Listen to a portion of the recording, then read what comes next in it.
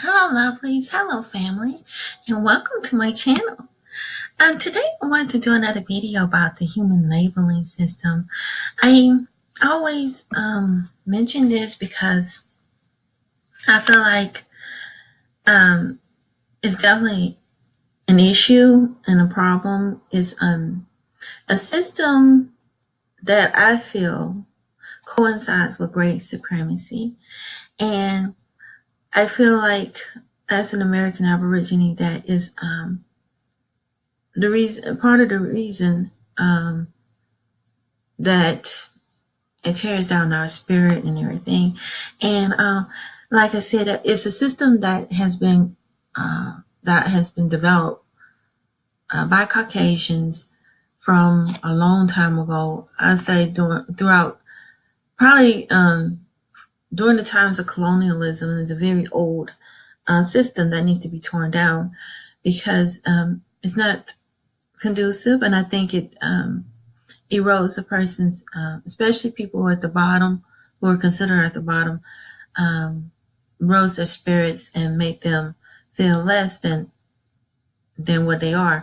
It's I believe it's a brainwashing technique. I also feel like it's a form of spell binding. And people don't realize that every day we're spellbinding when we use that term. I did some videos about a year ago about how I explained what each color means and represents in the, especially when it comes to black and white. How white means God-like and pure, and black means evil and bad. And according to the English dictionary, in other words, especially if you read through the ophthalmology, and you can look at that, and that's why I feel like American Aborigines, aka African Americans, anyone of African descent should not be supportive of this labeling system because it was imposed on us, and it's nothing that we have developed or created for ourselves, and we should create our own. In other words, and also. I'll put a link to those videos. I did believe 4 videos on that topic. And I feel like too that we should not be calling Caucasians white and pure either, because they're not. They're a human being, and I feel like no one should be on a pedestal of being considered a god or you worshiping them. And when you speak it into the universe, it's like you giving them praises. But I explain all of that in all that video, and that is like, and that's why I feel like it should be torn down, and it's a way of dividing people and creating more chaos, and you speak it into the universe, and it's just a hot mess, and it's something that should be done away. It's part of colonialism. It's also a part of justifying bigotry and slavery. And I explain all of that in several videos, and y'all can go back and look at it. I even talk about the science of frequencies and how the labeling system is tied right into it. I'll put a link to that. But I go over that because I feel like that is a big problem, and people don't realize that words are very powerful. And when you use these labeling systems, especially among American Aborigines, among people of color, copper-colored race, the bronze people, which is us, it's like you're speaking that negative energy upon ourselves, and it's an affirmation. I don't think people realize that this labeling system is an affirmation, or that you give yourself every day, every time you call yourself that, and it's a brainwashing technique, and it's something that should be done away with. And yeah, but anyway, I found this interesting article that I wanted to share with you all. It's from a scholarly journal article, and it's about a person. This particular person, it says it's from the Public Opinion Quarterly, and I pretty much agree with this person who wrote this article. I didn't get the whole article because he goes into details about here it is right here, changing the racial labels from colored to Negro to Black to African American. And it was written by Tom W. Smith. And like I said, this is from the Public Opinion Quarterly and was published in 1992. And I think, and it's published in pages 496 through 514, so it's not very long. But this article is very expensive. It's only 19 pages. But this article went into more details as to the reason why this person feels this way. And I'm pretty sure they, usually when you use you're publishing scholarly journal articles, you have to have some sort of supportive evidence, some documents and everything. But this article was very expensive. It's more expensive than a lot of the articles that I've seen in here. They are selling this article for $42 for a download. There might be some interesting information in there, but it did publish the abstract, and also I believe it also put in a part of the first paragraph in there, so you could get a gist of what this person is saying. It says here in the abstract, labels play an important role in defining groups and individuals who belong to the groups. This has been especially true for racial and ethnic groups in general. For Blacks in particular, over the past century, the standard term of Blacks has shifted from colored to Negro to Black and now perhaps African American. The changes can be seen as an attempt by Blacks to define themselves and to gain respect and standing in society, and has held them to subordinate and inferior. And I think I agree with this author to a certain extent. The only thing I disagree with him on is that I don't think we defined ourselves, because I believe that this system was created by great Caucasians, so they define us. They the ones that created this labeling system and created it for us. It's not something that we have developed. And I do believe, I know African American came from one of the politicians. I can't think of his name right now. Andrew I think of his name, but as I think about it, it was only a handful of politicians, maybe four,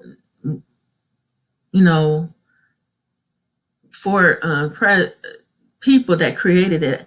And even though a lot of people disagreed with it in the community, as a whole, as a nation, did not agree to be called African American. Now, that one instance, maybe, but I don't even know if that's true. I said colored, Negro, and all that, they came from race, and they the ones that prove all this stuff. And a lot of times they are behind the people that come up with these labels. So I disagree with this. I don't think it's something that we develop for ourselves. I really don't. I know we didn't create this. So we really don't know, not this system. Now I said, now is an opportunity for us to come together and change things and identify as being an indigenous in a group of people, because that's who we are. We were the first people here. We were, globally, actually. But here in the Americas, we were the first ones here. We're the Paleo-Indians, and this is the fact that they oftentimes trying to cover. I believe they changed the name of our They changed the labeling of us because they were constantly trying to erase us out of history, and they still are. Because if you read the term Black and everything, it really don't have no standing in it, much of anything. Pretty much. And also it means to oppress. So but it's something that we definitely need to change, and I'd say one way we have more control than we think we are. Just not accepting the labeling system. Don't call yourself Black, and don't call white Caucasian white. Give them another term. Because that's how they feed out their power, is us producing frequencies speaking into existence that they're pure and godlike, and putting them on a false pedestal that they don't belong on. And it says here, racial labeling have been of special importance to Black Americans, Bronze Americans, wrenched from their native land, um, which I disagree with this author. It says wrench from their native land. Let's see what he got to say first before I say anything. I'm going to read the whole thing. It says racial labeling have been one of the special importance to Black Americans wrenched from their native lands. Blacks lost their core personal identities, tribal affiliations, kinships, language, and many other cultural attributes were destroyed when Aborigines were enslaved by an alien culture in a foreign land. As American Aborigines gradually began to achieve emancipation or to gain ground under slavery, they forged a new culture and formed institutions and organizations to serve their needs and promote their interests. This effort was continually regulated by Gray's society, which strictly controlled American Aborigines and sought to shape and regulate American Aboriginal status and consciousness. The development of American Aboriginal community accelerated after the Civil War with the abolition of slavery, but gray racism in general and the Southern system of segregation in particular severely hampered progress. And I agree with them. They are. I like how they describe these people as it says right here. Aborigines were enslaved by an alien culture in a foreign land. See, this author is still speaking like they brought us here from America, from Africa, in which we given evidence over and over again that there's supportive documents that we were already over here, and they already did research from our anthropologists that showed that blacks, which I don't like calling blacks, American Aborigines, the copper colored race was already here. Okay, which was found, this research was found after this person had wrote this particular article, and so he probably would not have this knowledge to write it the right way, but he wrote it in a way from his particular understanding, because he did not know that we were already over here, but the research and more findings and scientific evidence is showing stronger and more evidence and proof that we're here. This article was written prior to the internet, so this person would not have been able to do the research to know for sure. But I just found this interesting article because I do agree with him that labeling system do need to be changed, and it's definitely a problem, and it's tied. People don't realize it's the foundation or a strong part of race supremacy. And if you don't support it, and if you don't like it, and you don't speak it into the universe, that's a way of tearing down this system that doesn't need to be here. I found this other interesting article from National Geographic that I want to share with you all about the scientific, that there's no scientific basis for race. And I like how they explained how it came into existence, because race was developed by racist and scientists, in other words, and was always slanted by gray Caucasians. And if you have when you do scientific research, you got to have diversity, and you also have to base it on unbiased opinions, and it has to be based on numbers and facts. And a lot of these research that were developed during that time, during the 17 and 1800s, were developed by only gray Caucasoid men. So when they developed it, it's based solely on their opinion. And this article goes into detail about that. And I also had another article that described about the human labeling system in my previous videos. When I share the links to those other videos, you'll see what I'm talking about. How it was based on a lot of it was used for eugenics, and in order to keep this narrative going about describing the indigenous people globally as being inferior, in other words. And it says here, the race issue. There are no scientific basis for race. It's made label, pretty much. Like I said, it's a label, and it's used to draw in energy and certain frequencies among certain groups. And I believe it's much deeper than that. You know, it's an affirmation, you guys. Okay. And every time you speak it, you're speaking into the universe. And that's why you wonder how things don't get better for us, is because we speak it into existence. If you don't speak it into existence and don't call yourself black and call yourself a better term that's more positive and filled with positive, pure energy, then many things and many wonderful things come your way. The blessing, I want to say blessings, the good luck, and then all the wonderful energy that's supposed to be rightfully yours will come to you. But as long as you constantly put a certain group, such as Grays, on pedestal, it will never come true. But it says I read the title, says there's no scientific evidence for race. And it says it's been used to define and separate people for millennia. But the concept of race is not grounded in genetics. Exactly. All right. Scientists are starting to realize that. And it's used to divide people. If you divide masses of humanity apart from each other, a certain group, which I have theories on, no, perhaps even the alien race, alien can, and only a select few is able to have power over the world and have dominion. And it also prevents us from seeing the bigger picture of what's really going on globally. It says this story is part of the race issue, a special issue of National Geographic that explores how race defines and separates and unites us. Tell us the story with I define me. Hashtag I define me. Exactly. We should define ourselves. That's what I was saying. I'm going, we're not a crayon. We're not crayon, okay? We're more than that. And we should be looking past that. And it's like you are constantly looking at a shade. You can never know who you are as a person. Yeah, and you can't even see the core of a person spiritually because you're so focused on what's on the outside, the exterior. And it says in the past, half of the 19th century, one of America's most prominent scientists was a doctor named Samuel Morton. Morton lived in Philadelphia and he collected skulls.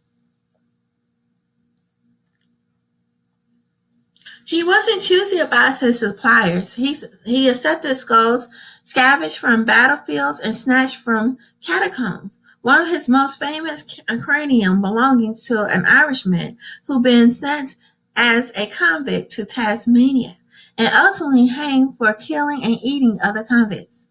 With each skull, Martin performed the same procedure. He stuffed it with pepper seed. Later, he switched to lead shot, where he then descended to ascertain the volume of the briefcase. Morton believed that people could be divided into 5 races, and these presented separate actions of creation. The races' distinct characters, which corresponded to their place in a divinely determined hierarchy. Morton's craniometry showed the claims that Greys or Caucasian were the most intelligent of the race. East Asian, Morton used the term Mongolian, were indigenous and susceptible of cultivation, were one step down. Next came Southeast Asian, followed by Native Americans, which is us. No, maybe they're talking about the Mongoloids. And then it says Bronze or Ethiopians were at the bottom.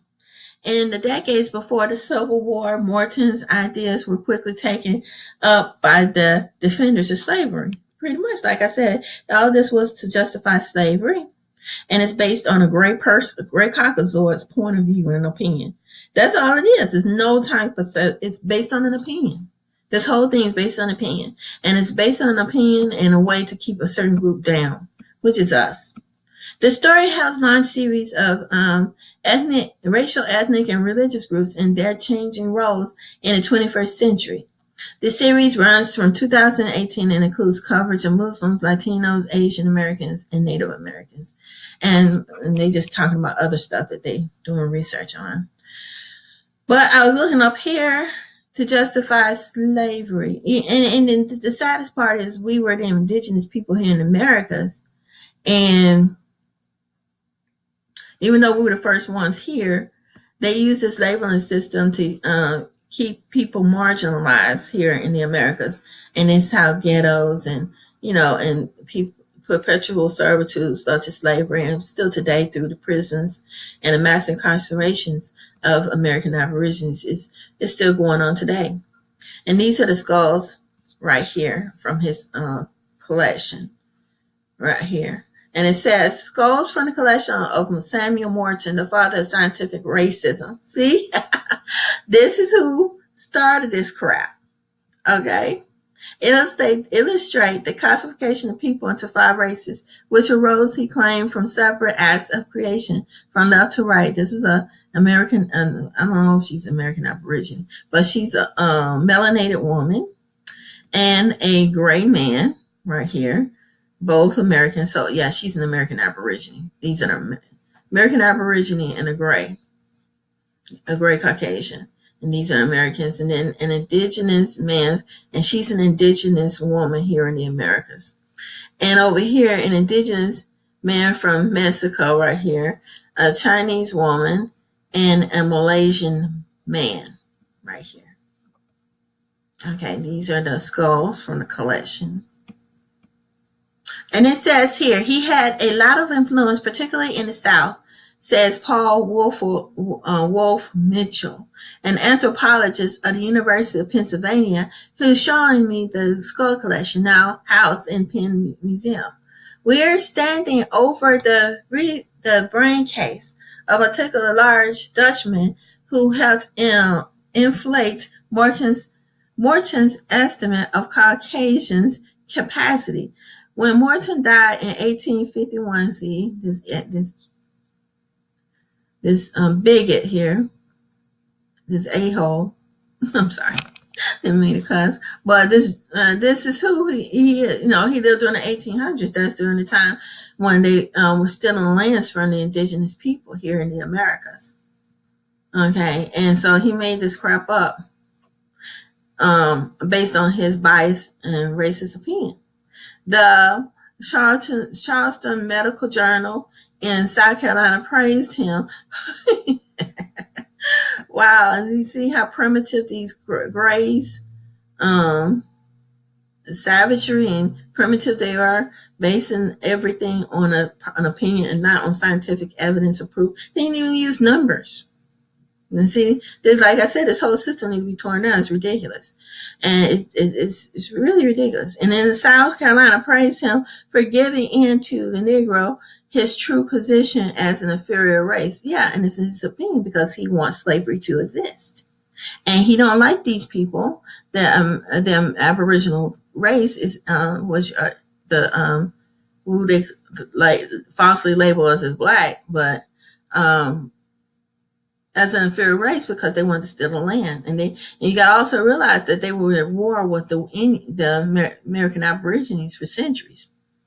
And then once they kidnapped the people and made them prisoners of war and created perpetual servitude, this is what happened. Let's draw down. Today, Morton is known as the father of scientific racism. So many of the horrors of the past few centuries can be traced to the idea of one race is inferior to another. That's a tour of his connection. It's a haunting experience. To an uncomfortable degree, we still live with Morton's legacy. Exactly. I mean, why are we living on this legacy when he's already been disproven? Okay. If this labeling system has been disproven and is not accurate and is not based on facts, then it shouldn't be in existence at all. Like I said, the only reason why it's here is for mind control and spellbinding rituals of perpetual negative frequencies being imposed upon the Aborigines. And I think we have more control over this by not accepting it and rewriting our own labeling system and our own and how we feel, as opposed to what a gray biased bigot had to say. Racial distinction continue to shape our politics, our neighborhoods, and our sense of self. Exactly. And this strips us because I think black also, if you look in the dictionary, means to erase. I'm going, why would you want to be called a color? I said, we're not crayons. This is the case, even though that science actually had to tell us about race and just the opposite of Morton contended. The surprising way Salava brought these six strangers together. The results okay. Let me skip this. This is other articles that they have. I'm gonna skip on down. It's throwing me off. And it says here, Morton thought he identified immutable and inherited differences among people, but at times he was working shortly before Charles Darwin, who pretty much continued his legacy. Because I did another video about Charles Darwin in another video. Let's see. I think it was another video I did about the labeling system, indirectly, and how they created it. And so I will put links to all the other videos I have, you guys, just in case y'all want to see them. And it says here, but I did another video about 2 or 3 weeks ago on a similar topic that touches on Darwin as well. And it says here, put forth, I did the one about Paleo-Indians. I think it's the video about the American Aborigines or the Paleo-Indians, aka African Americans. Y'all might want to check out that video. I think it's either second or third video, talking about Charles Darwin and his colleagues and how they one of his colleagues termed the label, created the term paleo, which means to make stone history pale, pretty much. And speaking it, like I said, these folks understand frequencies, and that's, like I said, it's a science to it. And we as American Aborigines need to understand words and frequencies, and this is how they use it. They speak into existence. This stuff is very much real, and how whoever has the control of the pen is one who controls the negative, and if they control the narrative, the one who has the pen controls the narrative. They have the narrative, they can write whatever they want to write, and they write whatever they want to write, and everything is slanted towards them as being superior and filling everything with lives, and also speaking frequencies into the universe to keep things going. And like I said, stop calling them white, and create another label that's more that describes them of who they really are, and stop calling yourself black, because we're not a black sheet of paper. This labeling system is just a form of mind control. That's why I keep on telling everybody it's made up. It's a bunch of bull. And that's why I keep on doing my videos explaining this to you all, so y'all can see and understand this. And I don't think some people still get it yet to this very day. Look past the illusion. Okay, this pure psychological. And it says, indeed, when scientists set out to assemble the first complete human genome, which was a composite of several individuals that deliberately gathered samples from people who self-identify as members of different races. Yeah, and I'm pretty sure American Aborigines said that they were Indians when they did those censuses, and then people came out and they put down whatever they want to put down, and they always put black because of our skin tone. They put down what they want to put. And like I said, everything, all of this is based on an opinion. Okay, not facts. And that's why it's a system that's flawed severely. And it says in June 2000, the results was announced at a White House ceremony. Craig Venters, a pioneer DNA sequencing, observed the concept of race has no genetic or scientific basis. Exactly. It's based on opinion. And that's why I wanted this labeling system. This whole thing is based on a great racist Caucasoid man. And that's it. One person or a select group of people that are all grays, and it's not even diverse, and you don't have a holistic view at all. It's all based on a certain group of people. And it says, over the past few decades, genetics research has revealed 2 deep truths about people. The first is that all humans are closely related, more closely related than all chimps. Exactly. If you're calling If a gray Caucasoid is calling an American Aborigine a chimp, then you calling yourself a chimp, a-hole. I mean, really, you are a chimp yourself. If you calling another person a chimp, you calling yourself a chimp because you closer related to that chimp. And when will people, especially grays, realize that that's retarded? And it says everyone has the same collection of genes, but with the exception of identical twins, everyone's slightly different version of some of them. Exactly. Studies of the genetic diversity allow scientists to reconstruct a kind of family tree of human populations that has revealed the second deep truth in a very real sense. All people alive today are Africans. Exactly. You call us chimp, you calling yourself a chimp. Okay? Gray Caucasoids realize that. Okay? It's dumb. Wake up and smell the coffee. And say you calling us a chimp, like chimp, you shave off his fur, he's the same color as you, you calling yourself that when you call us that. And especially if we're closely related to each other. Why would you do that? Okay, that's stupid. But anyway, let me continue. Logic, please. Logic. And it says, our species, Homo sapiens, evolved in Africa. No one is sure of the exact time or place. The most recent fossils finds from Morocco suggest that anatomically modern humans began appearing as long as 300,000 years ago. From the next 200,000 years or so, we remain in Africa, but already during the period, groups have moved to different parts of the continent and become isolated from one another and affect founding new populations. So the people, everybody started off black.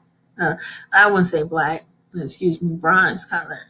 Okay, and so and if anything, grays just came here recently.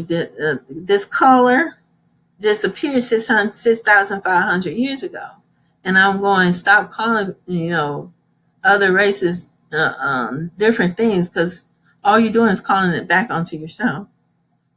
Okay, it's technically, especially if you look at genetics and see how closely we are related. Because if we obviously some kind of connection if we can reproduce with each other. But anyway, it's just crazy to me. And you see, and, yeah, and we call American Aborigines a monkey. You're calling yourself a monkey, okay? And just to use logic and think about it before you say stupid outbursts because you want to keep this great supremacy alive. It's stupid. And it says the ancient flow of dark and light. Many genes affect how melanated colors human skin. The genes predates humanity. Some occur in mice and fish. Variation in 4 mutations that flip a gene from darkening to light or vice versa explain much of the skin color diversity in Africa. As our ancestors spread across the earth, different mutations proved beneficial at different latitudes and were passed on. And so they explain how dark skins appear, how, melanin appeared, took place in humanity right here. And then I would like to know how did it, in here, and then it goes down here as it became lighter. The lighter tones of people that appear after the fact. See, we were here. It looks like history goes even further back right here. They say here. Wow. These are the ancients right here, which is us. And this is how we started. And then something happened fairly not too long ago where Caucasians appeared. And see, that's what we need to wonder, how did that happen? We got the Neanderthal theory and also the rhesus monkey and all the craziness. But anyway, the mutation, this is what they call a mutation. It says in humans, all species genetics are the results of random mutations, tiny tweaks in DNA codes of life. Mutations occur in more and less constant rate, so larger groups persist, handing down its genes generation after generation. more tweets to the gene will accumulate. Meanwhile, the longer two groups are separate, the more distinctive tweets they will require. Yeah, this is a theory, you guys. By analyzing genes of present-day Africa, researchers have concluded that Khoisan, who lives in South Africa, represents one of the oldest branches of human family tree. The Pygmies of Central Africa also have a long history as a distinct group. What this means is that the deepest splits of the human family aren't between that of usually thought of different races, Grays says, or melanated or Asians or Native Americans. They between African populations such as Khoisan and the Pygmies who spent tens of thousands of years separate from one another even before humans left Africa. Well, this is interesting. On all non-Africans today, and it says here the genetics tells us are descended from a few thousand humans who left Africa maybe 60,000 years ago that migrated more clearly related to groups that today live in East Africa, including Tanzania, because they're a small subset of Africa's population. The migrants took them only a fraction of its genetic diversity. And so they just going through this, explaining how non-Africans came about and how they mutated. And then sometimes it's clear that selections favor mutations, but it's not clear. In such cases, variant of genes, EDAR, pronounced EDAR.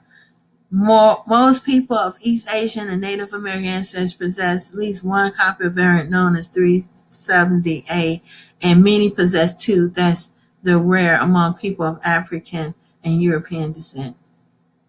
So they just went on and explained how these people were developed genetically, which I think is interesting.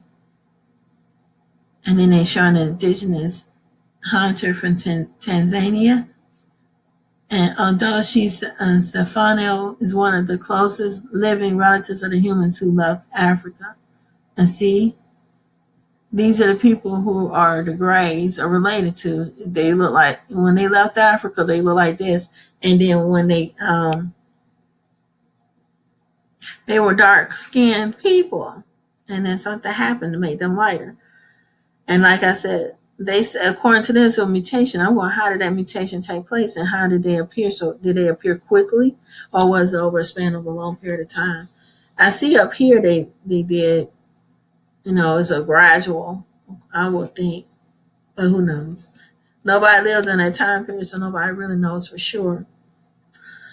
But yeah, I'm not going to read all this article, you guys. This is a very long and lengthy article explaining the genetics and how it's made up. And I like the fact that they're showing that, we're all related and it's dumb. This system is a way to keep, bigotry and racism live when there's no justification, no scientific evidence that one racial group is better than the other, especially Grays. They put themselves on a false narrative and, a pedestal that doesn't exist, and until they realize that, it's dumb. And like I said, I think it's put here as a way to keep from seeing the bigger picture of what's going on globally. We constantly fight among ourselves, we never get anything accomplished, and I think it's a big problem. And then here they're showing the indigenous people around the globe. Beautiful bronze, beautiful, beautiful people. Beautiful. Yes. And that's one thing, the people of African descent. You see how the variety is and everything. Beautiful. They have numbers, but they probably have a list of where they came from and what part, what country, what continent.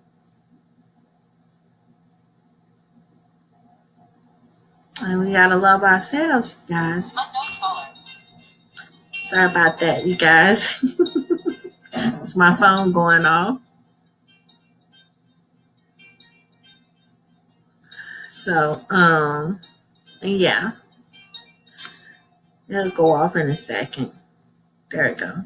But anyway, I just wanted to show you that. It says there's more diversity in Africa than on all other continents combined. Yeah, it is. People come in different shades, different colors, you know, different color spectrums, various hair textures. Yes, we do. And it says that's because modern humans originated in Africa and they're there the longest. They had time to evolve enormous genetic diversity that stands skin colors. Researchers who study it sometimes use Africa's linguistic diversity. It was more than 2,000 languages, see map below, and guide, and I think that's great they found it in Africa. I think there was a lot of diversity in the Americas, but it's been brainwashed so heavily by Caucasians, by the colonists, that we don't have no record of it. They took it out of the history books. It says photographer Robin Hammonds followed their leads, visiting five representative languages, communities. His poetry spanned the color spectrums from Neilton, Velaboli, top left photo grid above. And here it says, and Konsan boy from South Africa to Karatori yellow below right, a Turkey girl from Kenya.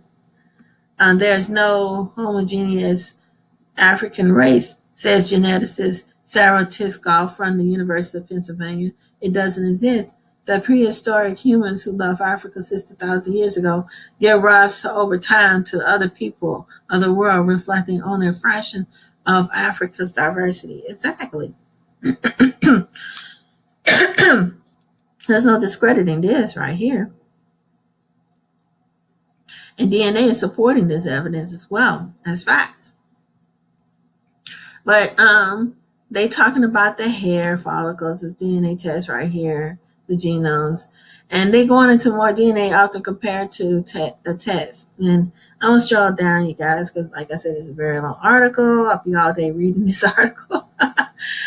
They just still going into details, and they're talking about eye color down here. How do you, went from dark skinned Europeans to dark eyes, and just explaining it. And then here they're showing the journey from out of Africa and how it spread globally all over the world. And I'm going to show down, and they use examples of animals and how it happened. But yeah, and they showing here. Even today's Neanderthals are in most of us. Yeah, they're in the Caucasian race right here, and this is how they're mixed with, and that's how they came up with the European race.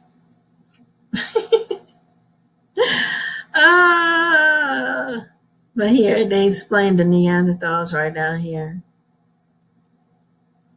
It's not in everybody's race. Only people who have European background, mixed with European.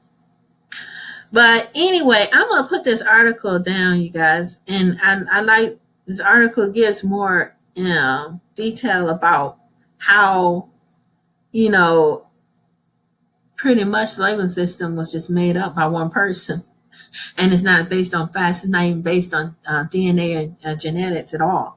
It's just based on a person's opinion and speculation of what they feel and how they think. And for this to continue is ridiculous. And if science is showing that there's no justification for this labeling system, only racism, so keep only a select group of people at the bottom and only a select group at the top, then it's something that should be torn down. And I feel like the best way to do that is to not accept it. And as a person, you can, now that you know the origin of it, there's nothing great about being Black. And it's been written down. Not only that, being labeled Black. I'm not saying I don't love myself and my beautiful dark skin, my beautiful skin tone as an American Aborigine. I'm just saying I don't like that label, because the labeling system, Black has no standing in anything, and it's like, it's been written as a narrative to keep you down always. Definitely down to the definition, down to how it's used in law, down into your identity as to who you are. You're erasing yourself, literally. And one way to break this cycle, the psychological abuse, is to tear it down based on nothingness and based on one person from hundreds of years ago, one person's crooked and evil speculation. Um, I just don't understand why people accept these labels. You know, I stopped. I don't call myself black no more. I call myself a beautiful Aborigine because I'm learning to love myself again. And I think people of African descent, nobody should be calling them black. I don't care how dark you are. That's a term that was created by a racist gray caucasoid. Then you shouldn't use it. And I call them gray until they take that labeling system down because it's dumb. It's very dumb. And you give me a ridiculous color, I give you a ridiculous color. And that's what I'm saying. It's a dumb system, and it's something that we need all to get out of hand. All races. It's a dumb system. It really is, and it's heavily flawed, and it's not based on scientific evidence. And it's a way to keep us all apart, to keep us from seeing a bigger picture of what's going on. Because there's a lot of things going on. By the 1% who I don't think is from here, and who are stealing resources, and from the people, from humanity as a whole. So I would like to see what you all think. This is a really good article. It goes into more details, and I will be talking for, going on and on with this article, but it's a really good article. It's very thorough, and it makes you think about it. Who created this labeling system and why? It was based on slavery, you guys. I mentioned this before several videos, and I keep on saying, because I keep on hearing people saying black, black, black, black, black. Why are you calling yourself that? Because, it's not something you created for yourself. It's hard to identify yourself and bring identity to yourself, love to yourself when you're constantly calling it that term. You wonder, how come everything don't go right, with our race, with who we are. Is because of this labeling system. Part of the problem is the thread that keeps the best way to describe the labeling system. The labeling system is a thread that keeps gray supremacy alive, or white supremacy alive. It's the thread. It's the thread that stitches the fabrics together for gray supremacy. You unravel that and tear it down by not accepting these labels, then hey, it comes to an end. What happens when you take the thread off the fabric? It comes loose. It's no longer together again. It comes loose. It falls apart. And that's exactly what this needs to be. It needs to be torn down. It's based on a racist asshole, in other words. I didn't mean to cuss, but it is. It's based on a certain group. And like I said, and it's a way to keep us away from, it's a way to give negative affirmations to the original people here to this planet, which is us. These are our people, globally, melanated race, and then give praises to a group of people who just got here. And I wonder how on earth they got here. It's still a mystery. People cannot really fully explain. Mixed with Neanderthal and human, and make you wonder. And some outside influence has something to do with this. That has nothing to do with humanity. It has everything to do with the alien, perhaps. I have a lot of theories on that they were implanted here. And that everything's being controlled outside of this planet, pretty much.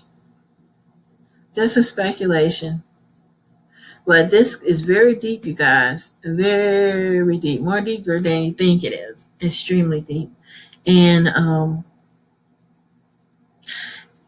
how deep, I don't know, but I know it's very deep. And it's something that we should be looking at and understanding.